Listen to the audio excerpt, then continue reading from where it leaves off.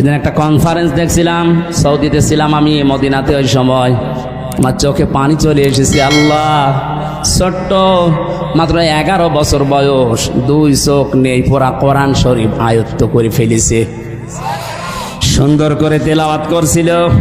হঠাৎ বিচারক ডাক দিয়ে বলছে, বাবা তোমার যে চোখ নেই, তোমার কি আল্লাহর প্রতি কোনো অভিযোগ আছে? ছেলেটা অতটুকু বয়সে, আমি তো মনে মনে করছিলাম না জানি কি বলে ফেলে আল্লাহর বিরুদ্ধে। বলছে চোখ তো নেই, অভিযোগ তো নেই, আরো আমি খুশি আছি। বিচারক বলছে, কিসের খুশি তুমি? ছোট মানুষ, অতটুকু বয়স, 11 বছর বয়স, কোরআনের হাফেজ, অন্ধ। ডাক দিয়ে বলে, বিচারপতি আপনি আমাকে যে প্রশ্ন করলেন আমার আল্লাহর প্রতি কোনো অভিযোগ আছে কিনা, আমি অন্ধ এই জন্যে আমি বললাম নেই। কেন নেই জানেন?